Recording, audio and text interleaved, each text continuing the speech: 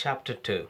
Mr. Shepherd, a civil, cautious lawyer, who, whatever might be his hold or his views on Sir Walter, would rather have the disagreeable prompted by anybody else, excused himself from offering the slightest hint, and would only leave to recommend an implicit reference to the excellent judgment of Lady Russell, from whose known good sense he fully expected to have just such resolute measures advised as he meant to see finally adopted.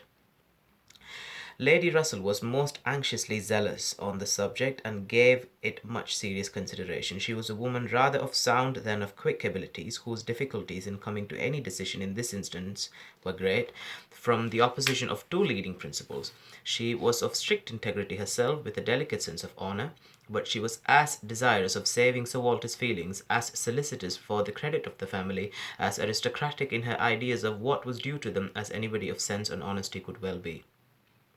She was a benevolent, charitable, good woman, and capable of strong attachments, most correct in her conduct, strict in her notions of decorum, and with manners that were held a standard of good bearing. She had a cultivated mind, and was, generally speaking, rational and consistent, but she had prejudices on the side of ancestry.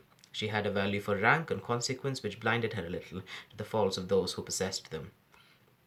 Herself the widow of only a knight, she gave the dignity of a baronet all its due, and Sir Walter, independent of his claims as an old acquaintance, an attentive neighbour, an obliging landlord, the husband of her very dear friend, the father of Anne and her sisters, was, as being Sir Walter, in her apprehension entitled to a great deal of compassion and consideration under his present difficulties. They must retrench. That did not admit of a doubt, but she was very anxious to have it done with the least possible pain to him and Elizabeth. She drew up plans of economy, she made exact calculations, and she did what nobody else thought of doing. She consulted Anne, who never seemed considered by the others as having any interest in the question.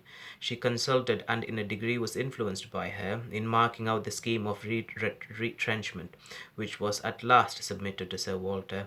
Every emendation of Anne's had been on the side of honesty against importance. She wanted more vigorous measures, a more complete reformation, a quicker release from debt, a much higher tone of indifference for everything but justice and equity.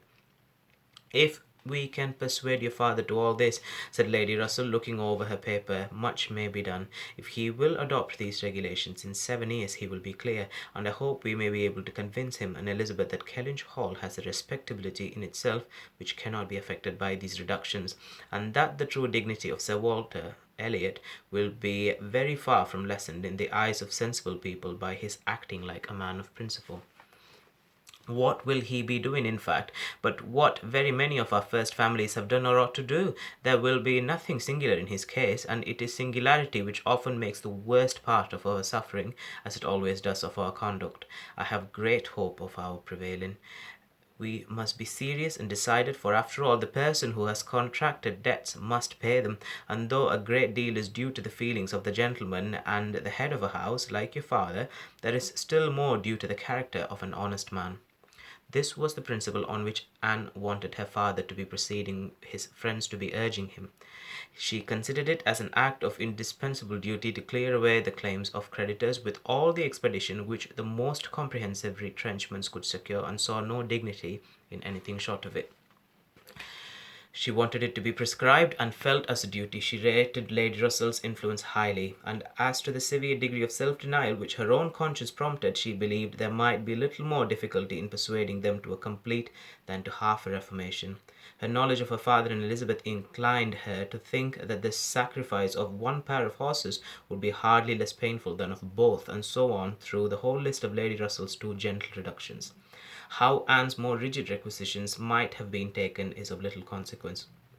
Lady Russell's had no success at all, could not be put up with, were not to be borne. What? Every comfort of life knocked off, journeys, London, servants, horses, table, contractions and restrictions everywhere, to live no longer with the decencies even of a private gentleman?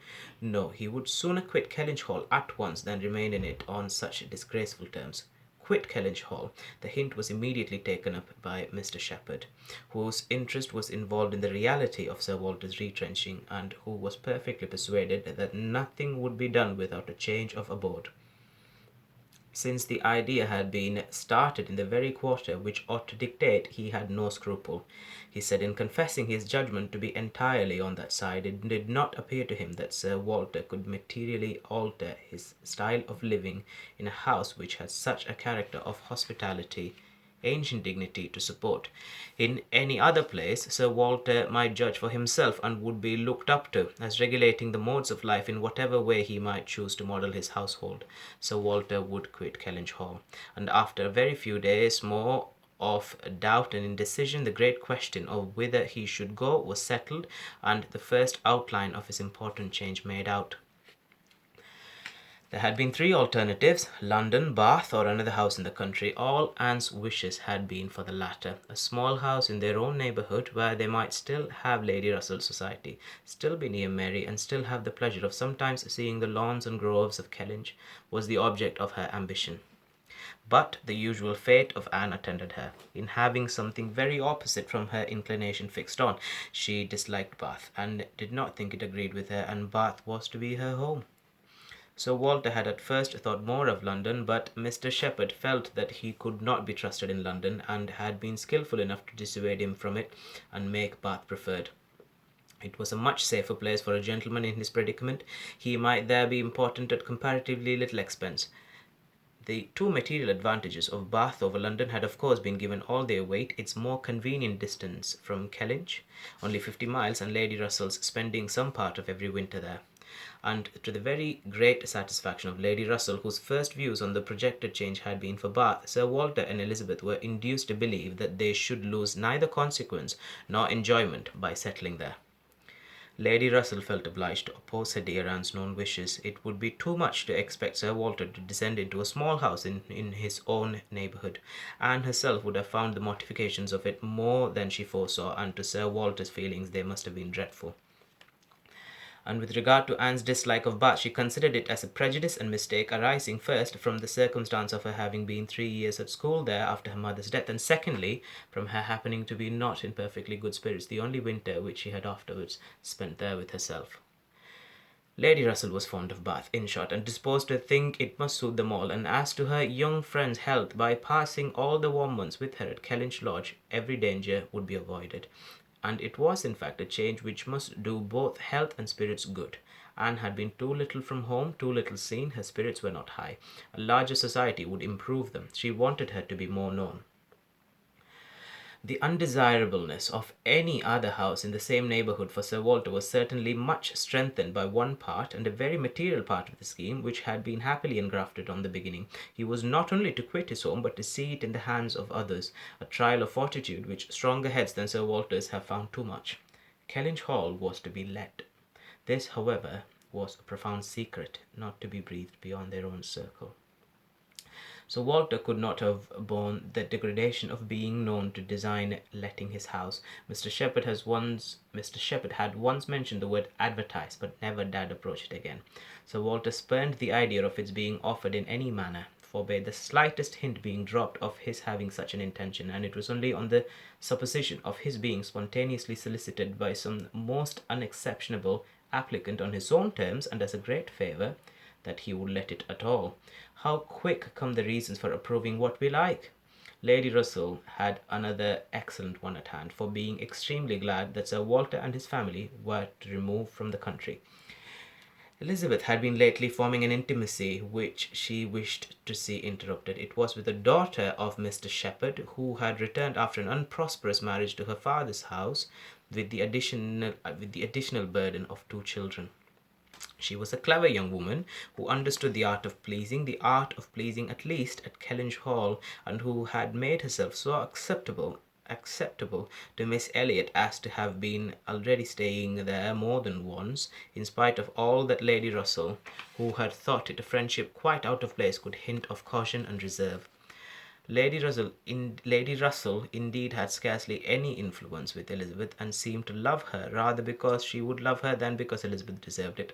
She had never received from her more than outward attention, nothing beyond the observances of complaisance, had never succeeded in any point which she wanted to carry against previous inclination.